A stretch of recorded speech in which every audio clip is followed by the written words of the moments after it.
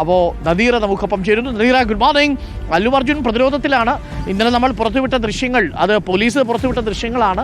Allu Arjun benefit show കാണാൻ വേണ്ടി മാത്രം വന്നതല്ല, അവിടെ അദ്ദേഹം കാണികളെ അഭിവാദ്യം ചെയ്യുന്നതും ക്യാമ്പയിൻ ചെയ്യുന്നതും ഒക്കെ കാണാമായിരുന്നു. അപ്പോൾ പ്രതിരോധത്തിലായ അല്ലു അർജുൻ ഇന്ന് പോലീസ് സ്റ്റേഷനിൽ എത്തുമ്പോൾ വീണ്ടും ഒരു അറസ്റ്റിനുള്ള സാധ്യതയുണ്ടോ? മുൻകൂർ ജാമ്യത്തിൻ്റെ സ്റ്റേ നിലനിൽക്കുന്നത് കൊണ്ട് അത്തരം അനുഭവം ഉണ്ടാവാനുള്ള സാധ്യതയില്ലെന്ന് തോന്നുന്നു, അല്ലേ? Good morning Arunkumar. അങ്ങനെ അറസ്റ്റിനുള്ള സാധ്യതയില്ല. എന്തായാലും നിയമം അതിന്റെ വഴിക്ക് പോകുന്നു. ചിക്കട്പള്ളി പോലീസ് അദ്ദേഹത്തെ ചോദ്യം ചെയ്യാൻ തീരുമാനിച്ചിരിക്കുകയാണ്. ഇന്ന് 11 മണിക്ക് ചിക്കട്പള്ളി പോലീസ് സ്റ്റേഷനിൽ ഹാജരാകാൻ ഇന്നലെയാണ് അല്ലു അർജുന്റെ വീട്ടിലെത്തി നോട്ടീസ് നൽകിയിരിക്കുന്നത്. ഉടനെ തന്നെ അല്ലു അർജുൻ അദ്ദേഹത്തിന്റെ ലീഗൽ ടീമിനെ വിളിക്കുകയും തുടർ നടപടി എന്തെന്ന് ആലോചിക്കുകയും ചെയ്തിട്ടുണ്ട്. എന്തായാലും ഈ കേസുമായി സഹകരിക്കുമെന്ന് അല്ലു അർജുൻ തുടക്കം മുതൽ തന്നെ പറയുന്നുണ്ട്. അതുകൊണ്ട് നമുക്ക് പ്രതീക്ഷിക്കാം, കൃത്യമായി അദ്ദേഹം നിയമം അനുസരിക്കുന്ന ഒരു പൗരനാണെന്നാണ് വാർത്താ സമ്മേളനം നടത്തി പറഞ്ഞത്. അതുകൊണ്ട് തന്നെ അദ്ദേഹം ഇന്ന് ഈ പോലീസ് നൽകിയ നോട്ടീസിന് മറുപടിയുമായി സ്റ്റേഷനിലേക്ക്, ചിക്കട്പള്ളി പോലീസ് സ്റ്റേഷനിലേക്ക് 11 മണിക്ക് എത്തിച്ചേരുമെന്ന് തന്നെ നമ്മൾ പ്രതീക്ഷിക്കുകയാണ്. അദ്ദേഹം ഇന്നലെ രാത്രി അദ്ദേഹത്തിന്റെ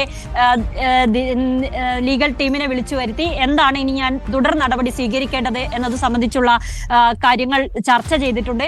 നമുക്കറിയാം, Hyderabad city police commissioner CV Anand ആയിരുന്നു വാർത്താ സമ്മേളനം നടത്തിക്കൊണ്ട് അല്ലു അർജുൻ എന്ത് തെറ്റു ചെയ്തു എന്നത് സംബന്ധിച്ചുള്ള ഒരു 10 മിനിറ്റ് നീളമുള്ള വീഡിയോ പുറത്തുവിട്ടത്.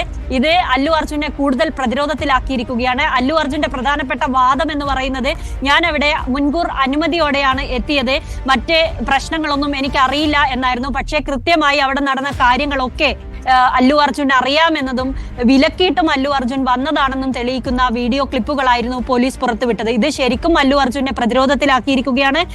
ഈ കേസിൽ 11ാം പ്രതിയാണ് അല്ലു അർജുൻ. സന്ധ്യ തിയേറ്റർ മാനേജ്മെന്റും അതുപോലെ അല്ലു അർജുന്റെ കുറെ അംഗരക്ഷകരും ഒക്കെ അടങ്ങുന്നതാണ് ഈ കേസിലെ പ്രതിപട്ടിക.